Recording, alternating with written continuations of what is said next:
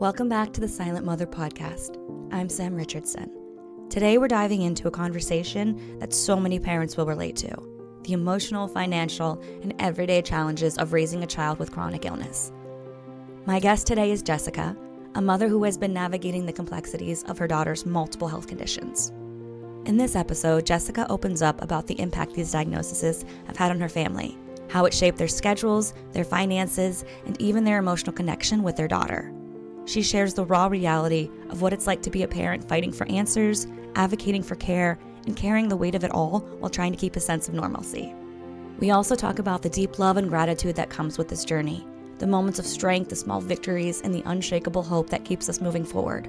Whether you're a parent facing a similar situation or just someone who wants to understand what families like Jessica's go through, this episode is for you. Thank you so much, Jessica, for sharing with us today. No problem. I'm happy to do it. If I can help one person with my experience, then I've done my part. Absolutely. So my daughter right now she's a little less than a month of being 13, and I may not live through it because let me tell you, the hormones are absolutely nuts. Yep. Mine's almost 14. Woo! Anyway, but I've been dealing with issues with her, to be honest, since she was in the womb. Her major thing is she has been diagnosed as a type 1 diabetic since she was 2. Okay. So we've been living with that for almost it'll be 11 years in June. She will have that. She has alopecia, which is hair loss, complete hair loss, which is very frustrating for somebody now who, almost 13. It's looks are everything. Yeah, it hit her hard. She's gone through about 4 bouts of losing her hair entirely. This has been the worst one for her. I guess emotionally for her. Yeah. The last one was at that point was the worst one, but now it's this. But she knows her hair is coming back in. We're in a cycle of regrowth, as I like to call it. So she does know it's coming back in. So she's happy. If it makes her feel better, I have alopecia areata, so I will lose like chunks. Yeah. And mostly it's in the back, so I can hide it, or I lose like my eyebrows and my eyelashes. She only lost her eyebrows and eyelashes the very first time. She has not lost them since, and I can't explain it. I don't know. You know what? Good though for her, because eyebrows are everything for your face. Yeah, yeah. We did try a wig a couple years ago, and she was like not having it. She's like, nope, I don't like it. I'm like, okay, we tried. She also has Crohn's disease, which started off as a colitis diagnosis, but then as time has gone on, it was modified to Crohn's. And I know you're familiar. Yep, with all that too. They all go hand in hand, Yeah, and then she also has growth hormone deficiency. Okay. So up until she was in kindergarten, she was a little pip, like cutest little thing on the face of the planet. But once she started therapy, she's finally started growing. She wasn't even on the growth curve. My gosh. She was, and I had no idea.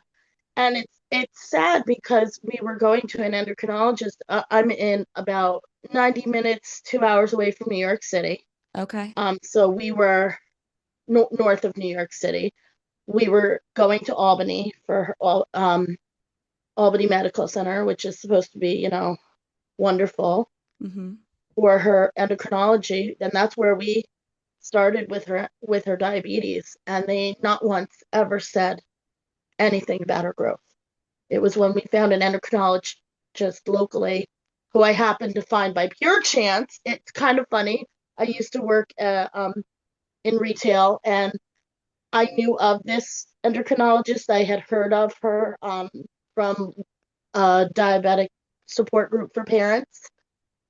She ended up shopping in the store, and I'm like, oh, well, I'm thinking, possibly transferring her from Albany to your practice because it's a little bit more close to home. She's going to be starting school. And she goes, oh, well, what district is she going to go to? And I told her the school district. She goes, I oversee all the diabetic needs of that district. You need to transfer. I said, absolutely. Yeah. and my husband was on board. And she's actually the one who was like, she's not on the growth curve. There's something wrong. Like, so What age was I, this? what, she was 5. Okay. So she stopped growing for 3 years, Wow. basically. Like, not as much as she should have been. Yeah. And I had no idea. And you don't realize how much growth hormone actually affect you. She was such a lazy child at that point where she didn't want to do anything. We'd go trick or treating in a big, huge neighborhood. And like at like 20 minutes in, she'd be like, okay, I need the stroller now. I don't want to walk. The first Halloween after she started growth hormone therapy, my husband and I both basically cried because she's running from door Oh. to door because it deals with muscle tone and strength and all that, and you don't realize, and blood flow, and you don't realize it. And I literally were like, oh my God, she's moving, she's doing this, she's so much better. And now she's I'm short, I'm 5'1". Okay. She right now is 4'11". So probably in the next 6 months or so, she's gonna surpass me. My husband's 6'1". So Okay. Did they like project how hot tall she's supposed to be, they think? not yet. No, Okay. not yet. But I think we have another couple years. She gets an injection every night of the growth hormone. I think enough, she has to go through puberty before we stop it. Okay. So out of all of her diagnoses, that is the one I think I'm least familiar with. Can you Yeah, so like and that's like super Believe me, you'll learn a lot. exactly. So since I have you, so she was diagnosed when she was 5 and that's how it was noticed by her endocrinologist. By her endocrinologist. That's the type of doctor that actually, I guess, is oversees that kind of thing. Okay. How does that affect her? Until her, I had no idea that that was a thing. Yeah. Like, it's insane because, like, and I didn't realize how important it was. But you go through a lot of testing, and there's like an initial 4 hour blood draw that they do. They give you some medicine and they do a blood draw, like kind of like, honestly, like when you when you fail the glucose test Yeah, when you're pregnant. that's exactly what I was It's thinking as you exactly started to say that. that. So, And when we go, so for her Crohn's, she goes to a hospital, a children's hospital, for day treatment for her. She gets Entyvio now for that particular hospital does growth hormone testing, so we see it all the time now. And she always goes to me, oh, mommy, it's the boring test. Those poor people are oh. doing the boring test. And I'm like, well, you fell asleep during the boring test because the drug that they give you causes you to fall asleep. Mm, So they do a 4 hour test to see, I guess, what the level is of the growth hormone. And then once they see that it's not a very good level, then she had to have an MRI on her brain to make sure that for certain that her pituitary gland in her brain was not functioning, and it wasn't. okay. Um, and then every couple of years she has to have a X-ray done of her hand, I guess, to see how that is growing. Of her But hand. of her hand, Okay. yep.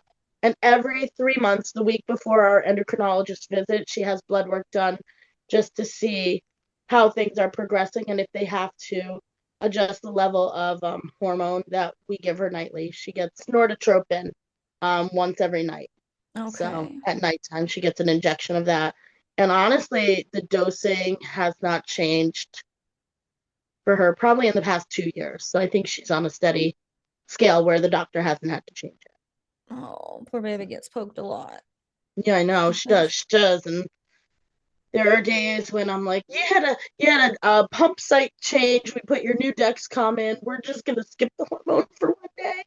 We shouldn't, but we do because I mean, she get and plus she still, even though she does have a glucose monitor, we still want to make sure that that it's accurate. So we Right. check her blood frequently just to make sure. 'Cause sometimes, again, technology. Right. Yeah. Doesn't work all the time. Nope. Love it to So hate it.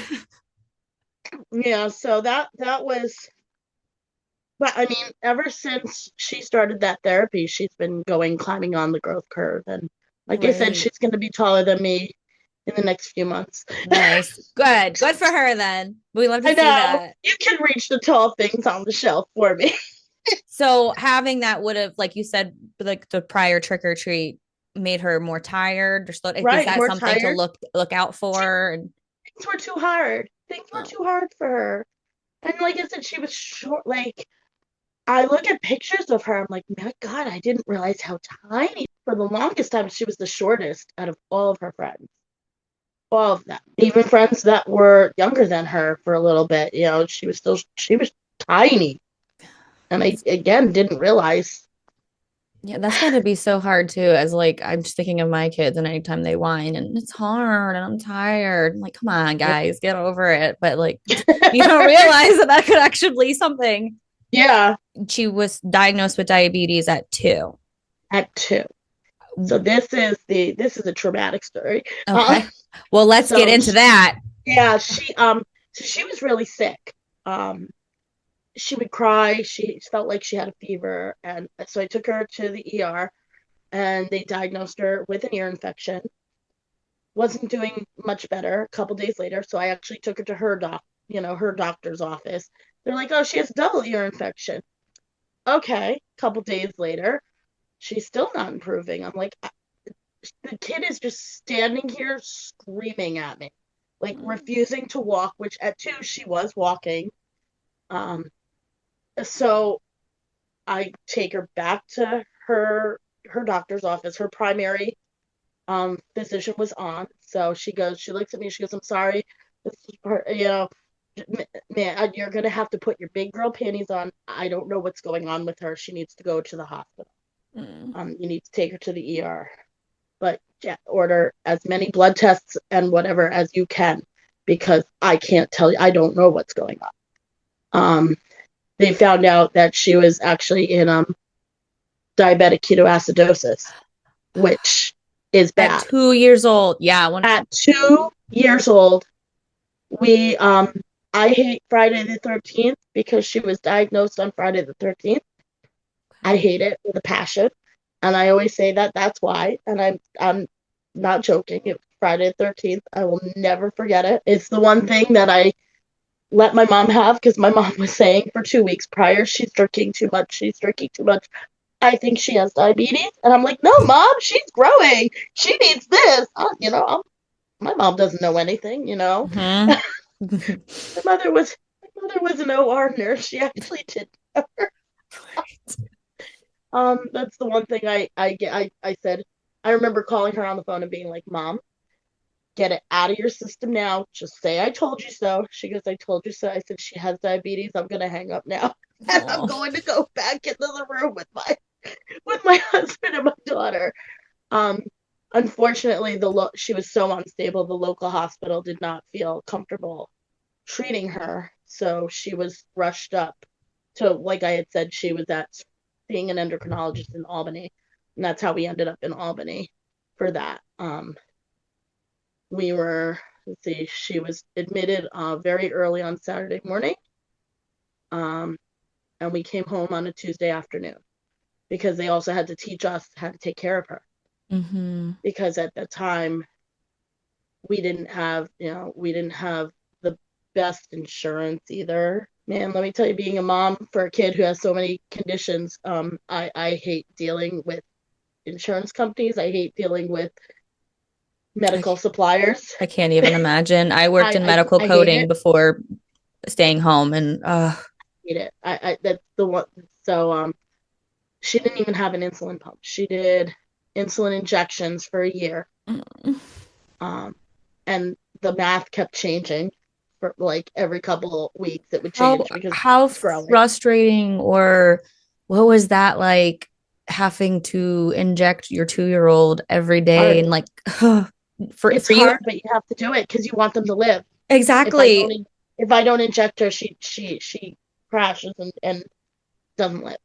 Was So everybody says that, how do you do that? I'm like, well, you just do, because Right. you have to. You have to. I mean, it's traumatic for me when they were babies in the nurse's office when they're getting all their vaccines and they have the Oh yeah. parent hold them and I'm like, no, Oh, I cried. Yeah, I I'm like, cried every vaccine that she got. I cried harder than her, yeah, because that's who I am. My heart is literally on my sleeve all the time. No matter what, my heart's on I there. feel that. I take things very personally. That's just me, and it can be a blessing and a curse at the same time. But Completely understand that. I, she, when she's in the hospital, especially when she was younger and had to have blood work done. Oh my God, this kid was she'd be screaming, ow, ow, ow, ow, ow. No, thank you. No, thank you. She's so And then they'd stop and she'd be like, polite. can I have a Band-Aid? I'm sorry. Oh, poor baby. So we did injections of insulin for about a year. So she would get a short-term insulin um, after before every meal to correct what her blood sugar was. And then and even to this day, she still doesn't like to eat a set amount of carbs or whatever after. So we would give her amount for however many carbs. And then she every morning would have a set amount of long-term acting insulin. About a year after her diagnosis, she looked at my husband and said, Daddy, I don't want any more needles.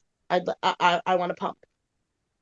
So our insurance at the time covered a pump that is no longer in existence anymore, but it is very, very expensive, and insurance didn't cover all of it. I Of didn't course know not. about things like Child Health Plus or anything, that New York State has.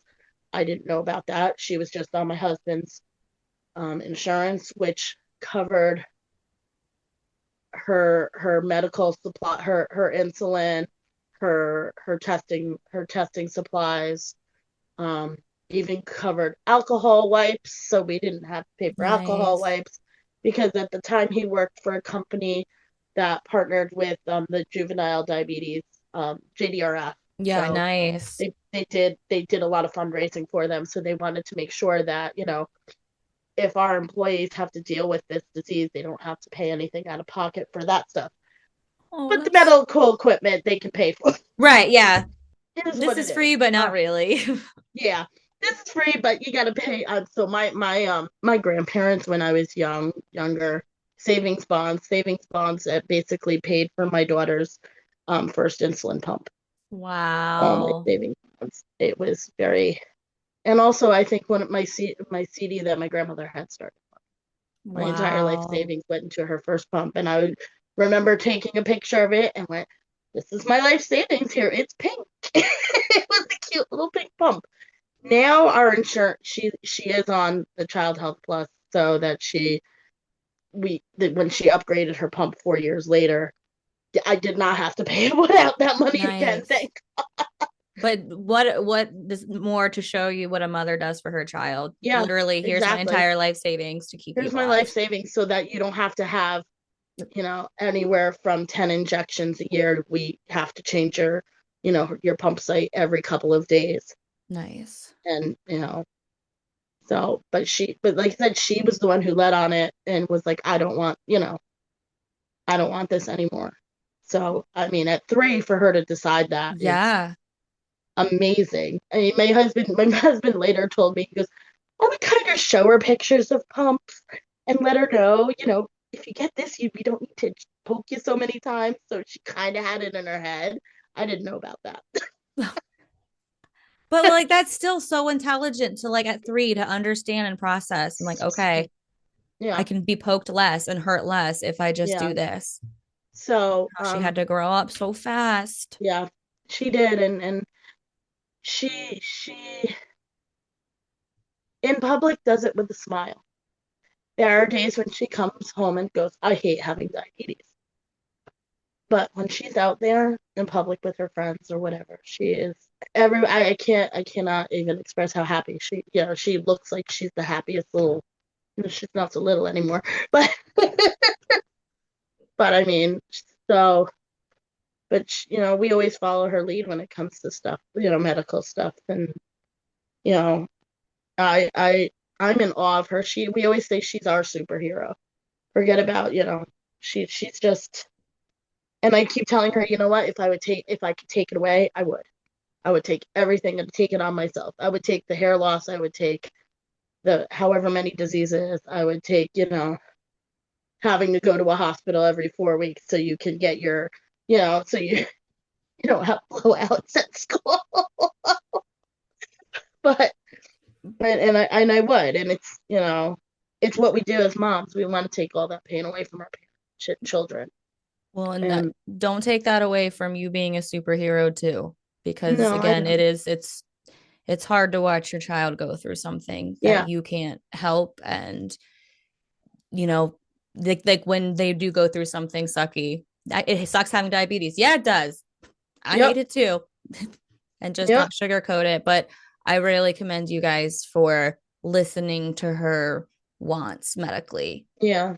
and doing what you can to provide that for her. That not all parents would do that. No, I know.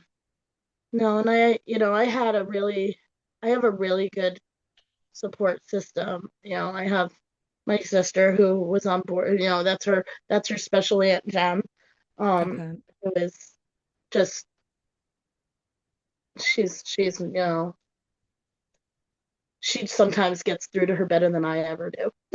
Good. So you have a And safe person and yeah, I mean, my mom was a great great resource. Unfortunately, we lost her last year, which is hard on her too, hard on all of yeah, us. But I'm sorry. we live with my parents, and we're now caretakers for my parents. So last year was a really hard blow when we lost her, because she just was everybody's cheerleader. Hey Mm-hmm. mom, I want to change my career. Okay, what do you need from me? Okay. Just supportive all the But way around. yeah, so she, like I said, I mean, she was the one person who was like, I Right. told you. And I'm like, oh, stop it. But she was right. But yeah, she was.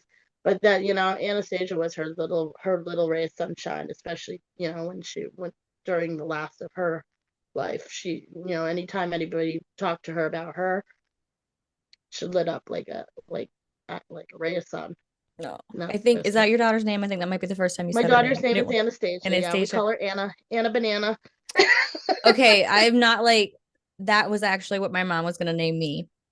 Really? Yes. But she was gonna call me Stasia. Oh no, we call her Anna. Yeah, A. she until I was birthed and she almost named me Anastasia and my grandma was like, "No, that's like too much of a out there name, but I love it." But Yeah, her middle name is Zaleen, and that's after my husband's grandmother. oh, that's So, beautiful.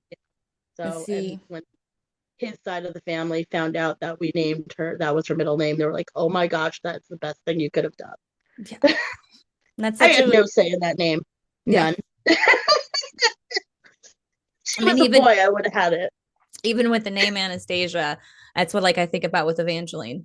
I love big unique names for big unique girls and their personalities. Like Yeah, they live up to those names.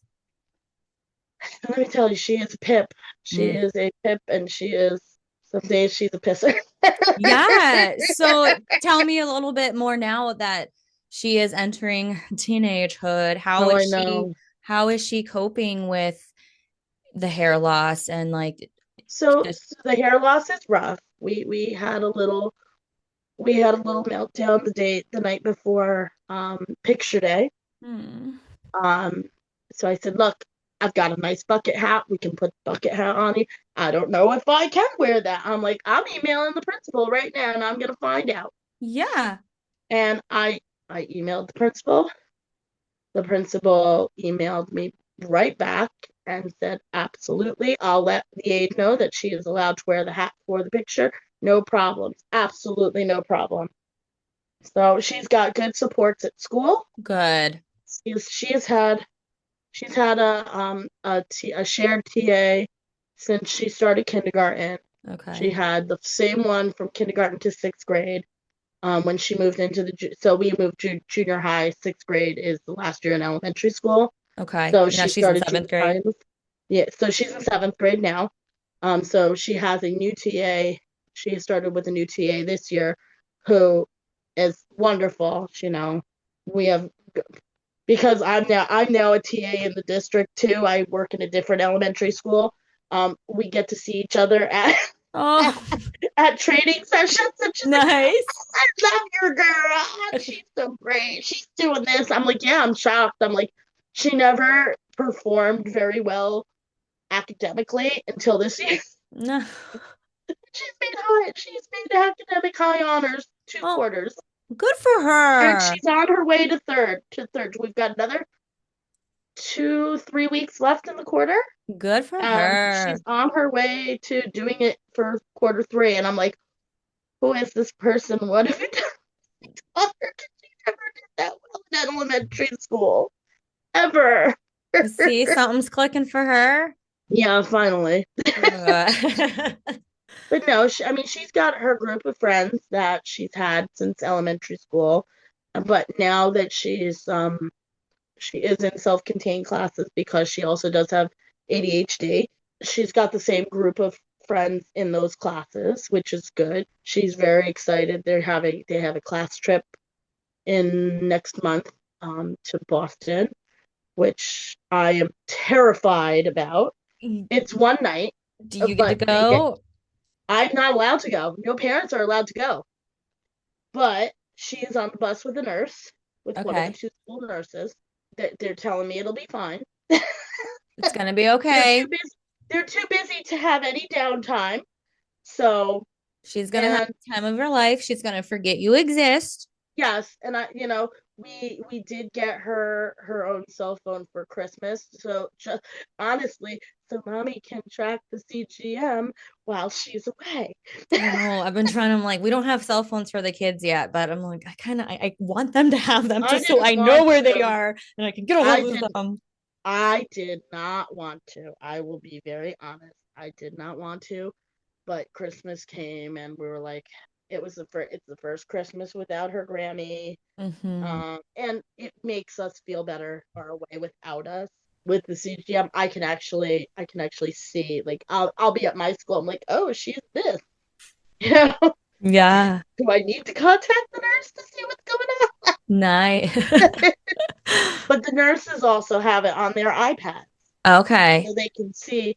She doesn't have to go down to the nurse's office every so often. So So she doesn't like the wigs. Does she like she hats or scarves or tried anything she fun like likes that? hats. She does like hats. She does like wearing hats. Right now, she's doing nothing. She's got two little wisps of hair here that Oh, are growing, and then you can see like peach fuzz on the top everywhere coming in. But she goes on with nothing, which winter, man, that scares me. well, we're gonna have to get her some fun scarves or hats and find her style, find her Yeah, thing. she loves bucket hats. She Okay, bucket loves like those hats. bucket hats. I love that because then she can already with the bucket hats and stuff, she can start finding her what fits her and her style. Yep. So I'm gonna get a little personal for you now. You are monitoring her meds and everything. What is like your process for your daily life and making sure that she's okay and monitoring all that and still trying to have a life Yeah. and a job and So the diabetes, the pump does a lot of the work for the diabetes. A lot of that is overseeing her, where at the school day, that's the school's job.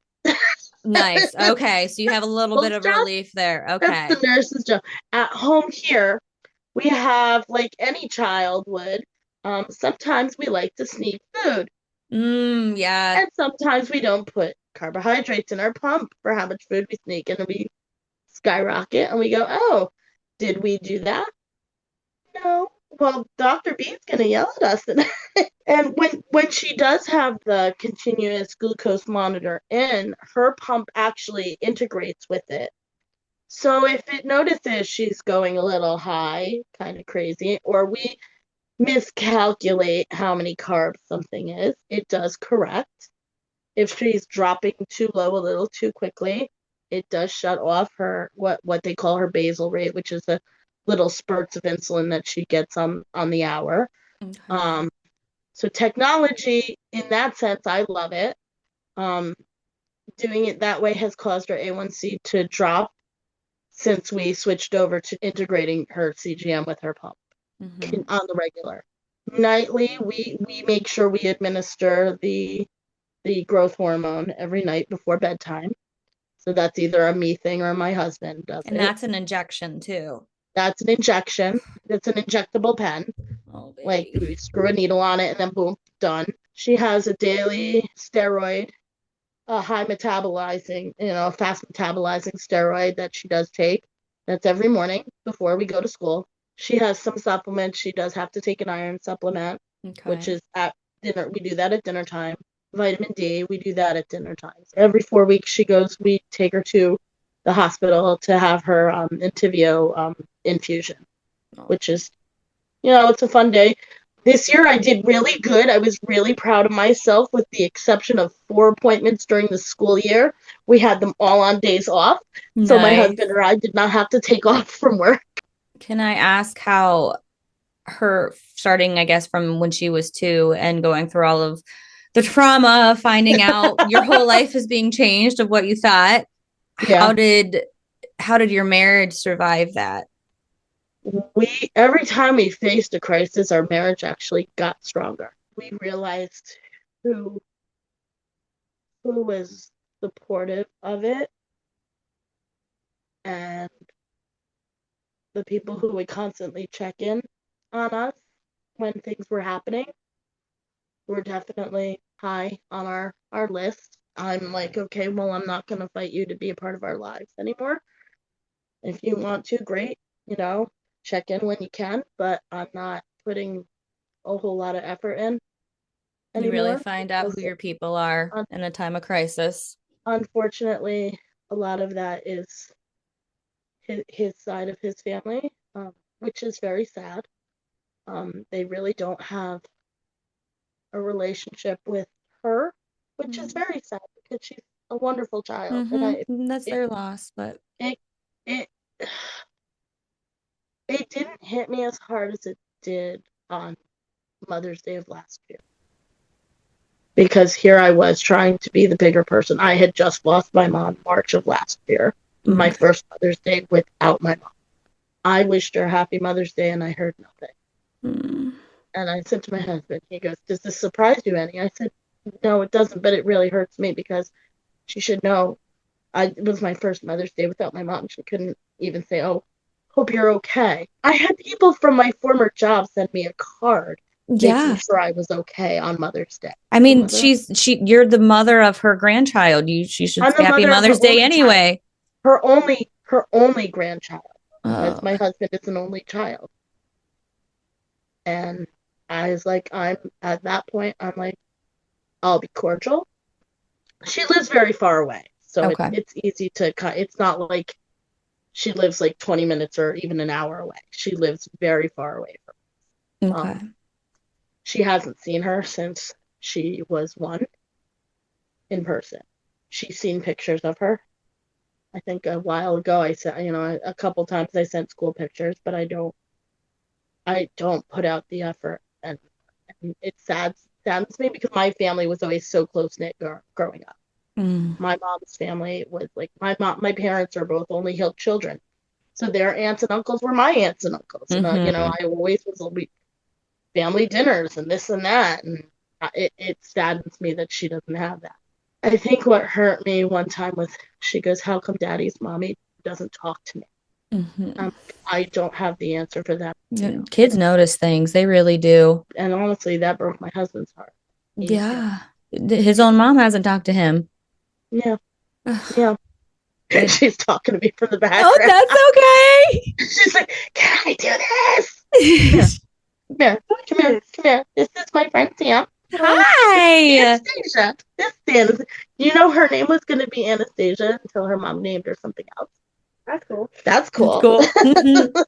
You can. I'm doing something. Go away. I love it. Go away. Super supportive of that. We're talking about you. Go away. Yeah, we're talking about you and all your complexities. You're a superhero, right, Anna? When you get pregnant and you think of having kids, you have a certain perception of what motherhood's going to be like. That was a grieving process for you, I'm sure, when she was sick. It was, well, I'm not having another child ever. We always wanted to have 2 kids. We started going to premarital counseling at the church, and how many kids do you want? Oh, we want 2 kids. We want a girl. Well, what happens if you don't get that? Well, we'll still be fine. Mm. And then when diabetes hit, it was like, yeah, there's no way we can throw another kid in the mix because she needs so much. Mm-hmm. And the living situation was not that we could do it either, honestly. Right. Prior to having her, I had lost my job. I was an assistant manager at Borders bookstore. When Borders went out, I obviously lost my job, and I find a job because I was pregnant. Oh my gosh. Okay. So we were living, we lived in my parents' house. We never left my parents' house. It ended up being, not only were we also taking care of her, but with the help of my sister, we ended up being, now we're caregivers for my elderly father, and it was mom as well. So and things happen because they need to. yes, If that's how your family, that's how it functions. Like, you need that village, and it works for you. yeah, like I wouldn't have changed it for anything, honestly. Things happen the way they were supposed to. Some things I would change. I would have changed the bullheadedness of my mother, a couple years ago. But oh well, all I can do is try and make her proud. Well, thank you so much for sharing with us, and thank her for letting us talk about her. She is a superhero, but it's because she's got a mom that's showing her the ropes. Yeah, I try my best. Do try my best. Good. Jessica's story is one of resilience, heartbreak, and above all, love. Parenting a child with chronic illness isn't just about managing medications or doctor's appointments. It's about navigating an entirely different reality, one that affects every part of your life, from work to family dynamics to mental and emotional well-being. Before we go, I want to remind you that the Silent Mother Project isn't just for struggling mothers. It's for anyone who knows the way to silence, anyone who has carried grief, trauma, or unseen struggles and kept moving forward even when no one noticed. We are mothers who know that burden, and we're here to make sure no one else carries that silence alone. If you have ever felt unheard, unseen, or like your story didn't matter, this space is for you. We are the mothers who will sit with you in the hard moments, celebrate with you in the good ones, and remind you that your voice, your story, and your experience deserves to be held. You can connect with us on social media, where we continue these conversations every day. And for a more private, supportive space, head over to thesilentmotherproject.com to join our private forums. And we are so excited to announce our first in-person community gathering happening on Wednesday, April 16th in Northeast Ohio. This is an opportunity to connect face-to-face, share stories, and find the support you deserve. For more details, visit our website or follow us on social media. No matter where you are in your journey, you don't have to carry it alone. We are the mothers you need, and we are here. Thanks for listening.